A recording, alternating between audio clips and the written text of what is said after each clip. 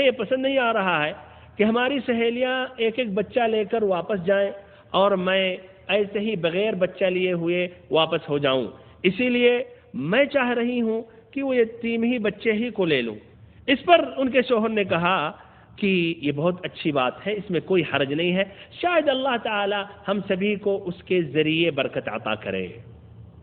کہتی ہیں میں دوبارہ پہنچتی ہوں اور محمد صلی اللہ علیہ وسلم کو کراہت کے ساتھ لیتی ہوں، مجبوری میں لیتی ہوں کہ ہمیں کوئی اور بچہ نہیں ملا، بمعنی اگر دوسرا بچہ مل جاتا تو محمد صلی اللہ علیہ وسلم کو چھوڑ دیتی اور دوسرے بچے کو لے لیتی۔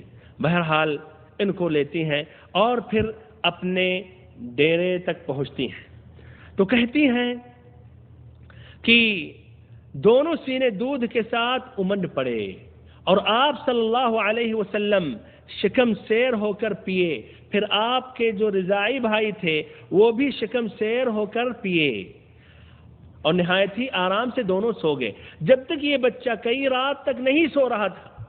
اور ادھر الحارث ابن عبد العزہ اٹھتے ہیں اونٹنی کی طرف دودھ دوہنے کے لیے، تو تھن لبریز ہوتا ہے دودھ سے اور کافی دودھ دوہتے ہیں اور پھر دونوں پیتے ہیں، جی بھر کر پیتے ہیں اور پھر نہایت ہی آرام سے سوتے ہیں۔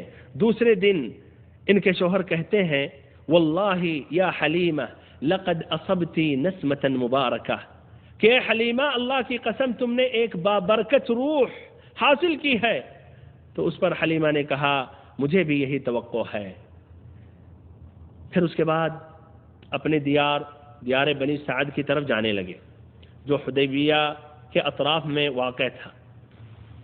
اب اس مرتبہ یہی گدھی پورے قافلے کو کاٹتے ہوئے تیزی سے آگے آگے بھاگنے لگی، آگے آگے چلنے لگی، یہاں تک کہ اس کے سامنے گدھے مقابلہ یا اس کا ساتھ نہیں لے پا رہے تھے۔ تعجب میں حلیمہ سعدیہ کی سہیلیاں پڑ گئیں، کہنے لگی اے بنت ابی ذؤیب ہم سبھی پر رحم فرما۔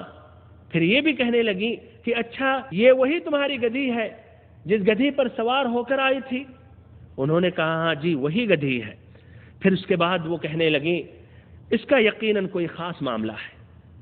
بہرحال اس طرح وہ دیار بنی سعد پہنچتے ہیں۔ بنو سعد اس دیار میں پہنچتے ہیں اور قحط سالی کا زمانہ تھا، سوکھا پڑا ہوا تھا، جانوروں کو گھاس چارے نہیں ملتے تھے، لیکن جب یہ حلیمہ سعدیہ رضی اللہ عنہا کے جانور بکرے بکریاں اونٹ پہنچتے تھے چرنے کے لیے تو مکمل پیٹ بھر کے اور ایسے ہی آسودہ حال اور دودھ سے بھرپور واپس آتے تھے، جبکہ اور لوگوں کے جانور کا پیٹ نہ بھرتا تھا، نہ ایک قطرہ دودھ نصیب ہوتا تھا۔ یہاں تک کہ حلیمہ سعدیہ کی قوم کے شہری یہ کہنے لگے اپنے چرواہوں سے کہ اے کمبختو تم لوگ وہاں جا کے اپنے جانوروں کو چراؤ جہاں حلیمہ سعدیہ کا چرواہا چراتا ہے۔